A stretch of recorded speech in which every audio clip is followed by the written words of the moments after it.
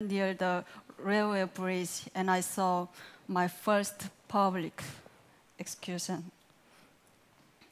Also, I remember seeing flashing neon signs across the border in China compared to the constant power shortages in North Korea. I began to doubt that the government propaganda that our country is the best in the world.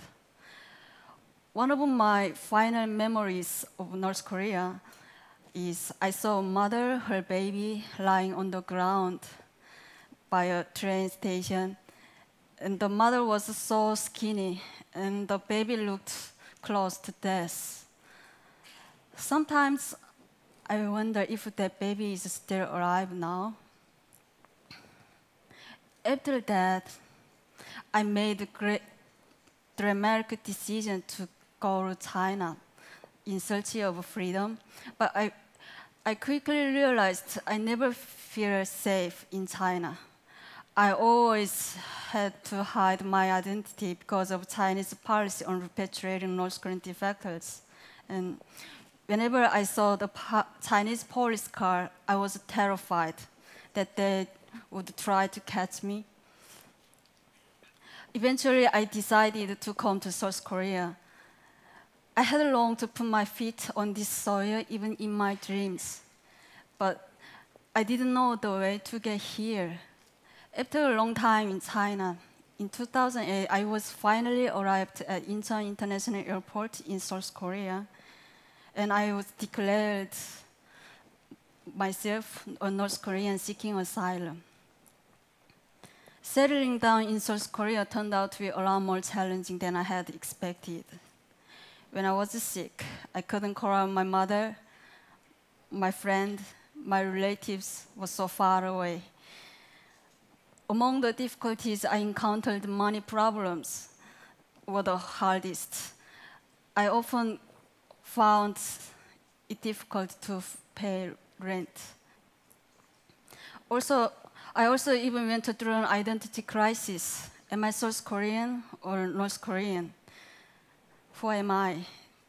Sadly, there's no country I could call proudly my own.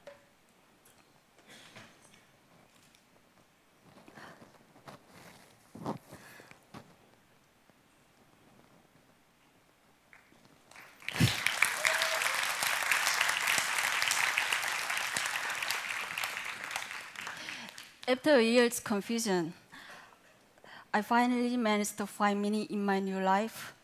And then one day I heard that my family in North Korea had been targeted by the authorities and then were to be forcibly removed to a remote area. And I agonized over the issue for a while, and I decided to go back for them. I met them at a Chinese border. I helped them escape from North Korea. And we traveled to the border of Laos, and I met a broker who I paid money already and to take them to the South Korean embassy in Vientiane. And on my way to the airport to return to South Korea, I received a call that my family had been caught as they crossed the border. When I heard this, my whole world was broken. I entered Laos without any knowledge about the country, and I didn't speak English, and I had no clue where my family was. Again, I felt powerless and frustrated. Facing the reality, there was no one to hear me. I paid numerous fines, and I spent 50 days of going back and forth between the immigration office and the police station. I was finally able to meet my family again. And then another 9 months later, we were eventually reunited in Seoul. In South Korea, I'm continuing to learn English in order to boost my prospects. When North Korean defectors try to get a job to stabilize their lives, but their lack of English is a handicap. Therefore, I started studying English a lot, and in 2011, I was admitted to the Hankuk University of Foreign Studies. I put all of my efforts into all of my activities. Then one day, I feel Yang is a North Korean exile now living in South Korea who has known much pain and suffering in her life, both physically and emotionally. Yang says life in North Korea was unbearable and brutal. I was living in the poorest village in North Korea. We had to eat sand, which was hard to get. I had to go far away to get this sand, and only a few people got some. I also had to eat wood. It was difficult to go to the bathroom. At the peak of the famine in the mid-1990s, Yang says 10 or 11 people in her village were starving to death every day. Many suffered mental breakdowns as unspeakable horrors took place. Desperate to help her family that included 2 daughters, Yang snuck into China in 1998. She wanted to earn money, then return to North Korea and start a small business. With the Chinese police looking for North Korean defectors, Yang was unable to work and return home, where she was viewed as a traitor and abused and beaten.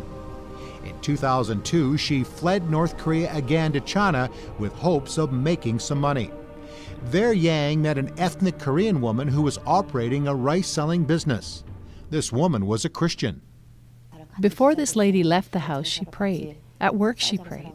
I asked her what she was doing, and she said she believed in God and went to church.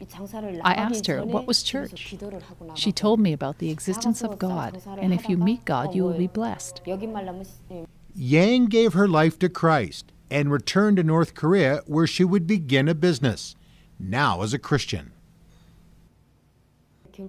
I was doing a noodle and rice business in North Korea, and as I learned in China, I prayed when I was doing my business. The lady beside me asked what I was doing. I didn't say anything. Some of my relatives from China also saw me praying and told the lady I was a Christian, and she told the authorities that I was a Christian. The authorities brought Yang in for questioning, but they couldn't find any evidence that she'd become a Christian. Doing so is seen as an act of treason in North Korea, as only the worship of the Kim family is allowed. The lack of evidence didn't stop authorities from arresting Yang and beating and torturing her. This went on for a month. They used a shovel to beat people. That's what they did to me. Your body becomes blue everywhere. After I was released, I was followed everywhere by the authorities. I was not allowed to speak anywhere I went. My in-laws didn't even treat me like a human, so I decided to leave the country again. Yang went back to China in 2003, and while there, she was kidnapped. She was sold into slavery as a maid and repeatedly raped. I was sold to a businessman who owned a department store. I was locked in the house. I was a slave. The telephone line was cut and the doors were locked from the outside, so I couldn't run away. I was a slave there for 1 month and 13 days before I escaped. Yang's troubles in China continued, as she didn't speak the language and survival was extremely difficult. In 2006, while 6 months pregnant, she and a friend decided to try to make it to South Korea. With the help of some brokers, they were brought near the Mongolian border. It was winter and very cold. The ground was covered in snow. Yang and her friend got lost, and for 3 days they couldn't find the guards at the border garrison. Yang miscarried and placed the baby in a handbag. I didn't know what to do, but I had to walk. So I hung the bag around my neck and walked all night. All around us were skeletons and bones. Those bones were North Korean defectors. My friends started to rip my clothes because I didn't give her bread. Yang didn't have any food. Her friend was hallucinating. Yang was devastated as she watched her friend die in the snow in the bitterly cold temperatures of Mongolia. Her heart finally stopped, but I will never forget her eyes. She was crying and looked at me. After my friend died, I think I was in shock. I fell asleep. I woke up. I felt warm. I thought it was sunshine, and I had one hand on my friend and the other hand on my baby. It was still dark. I got up and prayed for the Lord to save me. 2 more days would pass before Yang was finally discovered by patrolling Mongolian border guards. They found her lying in the snow. She was unable to open her eyes or move. Yang was taken to a hospital in Mongolia. The bodies of her friend and baby were left behind. Yang suffered severe frostbite. Very little could be done by the medical staff in Mongolia, so Yang was flown to Seoul to the South Korean Armed Forces Medical Command. Because of the frostbite, all of Yang's toes were amputated on her left foot. There was also some damage to her right foot, and a nerve from her right thigh was transplanted to the left foot. 5 years later, Yang is still in constant pain. With all that Yang has been through, it's amazing that she's been able to keep going and look to the future. She credits her faith in Jesus Christ as the reason she has hope, but admits her faith has been tested. When I almost died in Mongolia, I prayed for God's help. My baby died, my friend died, and God didn't answer my prayers. At the time, I was bitter, but God gave me the heart to leave, and I kept praying to leave. He saved me. Now I have become a faithful Christian and to be a missionary for God. I am learning about God, and I will live for God.